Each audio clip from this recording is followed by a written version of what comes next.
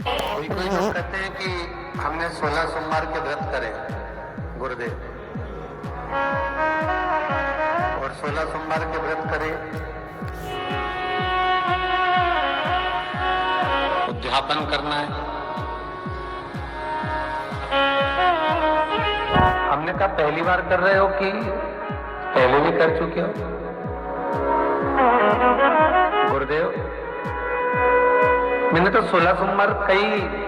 समय से करती आ रही हूं, तो अभी भी कर लेना। ठीक है,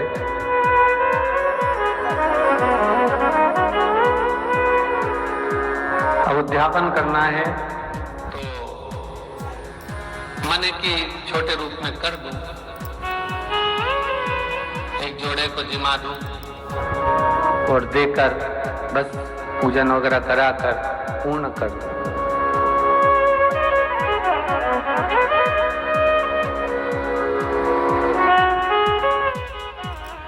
अच्छा, कई लोग इतने चतुर हैं कि 16 सोमवार का जब व्रत करते हैं तो जैसे आज 16 सोमवार का व्रत है मान लो, तो आज ही किसी ब्राह्मण के घर में सीधा पहुंचा देते हैं, जिससे 16 सोमवार के जब व्रत का उद्यापन करें तो 16 ब्राह्मणों को भोजन कराने की जरूरत ना पड़े। व्रतों का विधान है। हम यदि भगवान का कोई व्रत कर रहे हैं, एकादशी का व्रत कर रहे हैं, द्वादशी कर रहे हैं, प्रदोष कर रहे हैं, कार्तिक पूर्णिमा का व्रत कर रहे हैं, या हम चतुर्दशी का व्रत कर रहे हैं, तीज का व्रत कर रहे हैं, छठ का व्रत कर रहे हैं, चतुर्थी का व्रत कर रहे हैं, हम जिस व्रत को कर रहे हैं,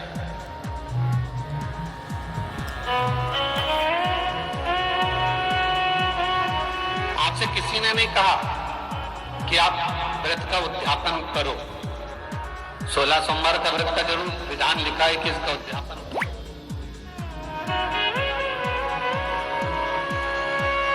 और शास्त्र कहता है कि उद्यापन करो, मना नहीं,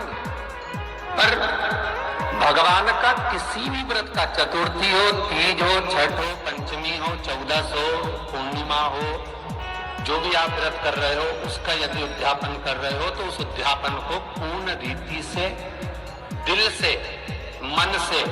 प्रसन्न भाव से करना,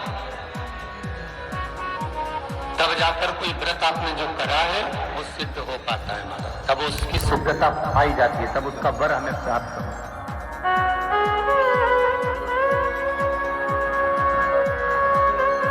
कन्या भोज कराना है,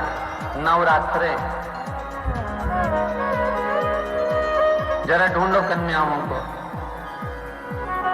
सारी कन्याओं को ढूंढ कर लाए।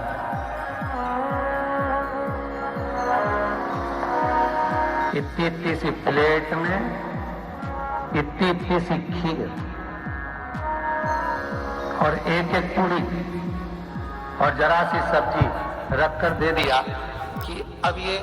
कन्याएं खा लेंगी। तो पूछा गया कि ये भोजन कन्याओं के लिए? हाँ। तो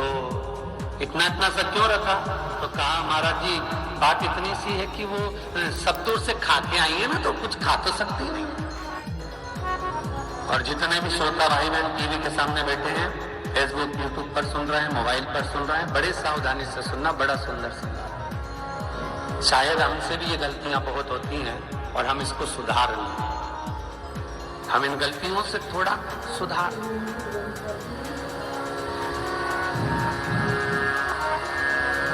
कन्याओं को भोजन कराया जा रहा है और विचार रखा जा रहा है कि ये तो सब दूर से खाकर आई हैं, तो केवल मुंह झूठा करेंगे, तो इतना थोड़ा ना खाएंगे, और चाहिएगा तो हम डबल से दे देंगे। जब तुम्हें मालूम है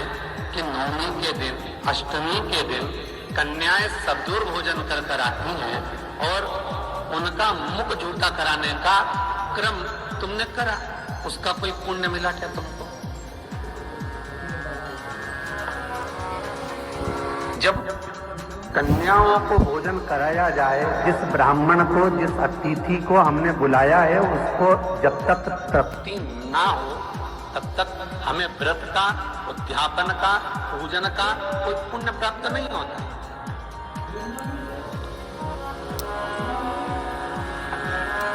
उसकी तृप्ति पूर्ण होना चाहिए, और जब तृप्ति पूर्ण हो जाए, और तृप्ति जब पूर्ण होगी तब सुख का भान अपने आप हो जाएगा।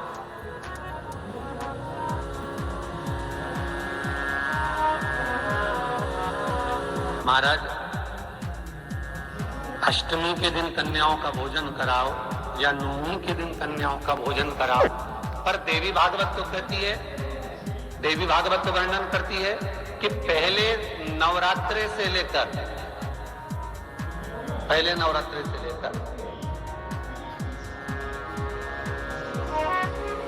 नौमी तिथि तक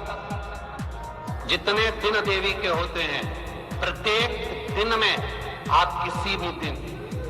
कन्याओं का भोजन करा सकते हो, पहली रात्रि से लेकर, पहला दिन से लेकर।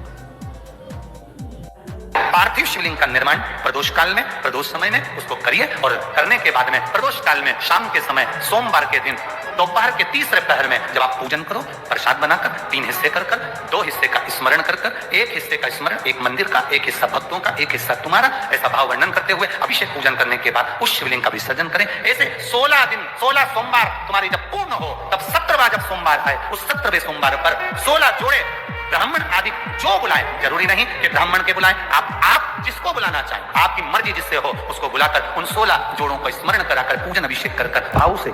भक्ति से बाबा का प्रसाद उनको पवाएं। और सुनो, अगर मान लो तुम्हारे पास में इतना पूंजी भी नहीं कि तुम 17वें सोमवार को इतना उद्यापन में लगा सको, तो तुम्हारी भाव के अनुसार 17 सोमवार जो 17वां हो उसमें कोई प्रसाद का निर्माण कर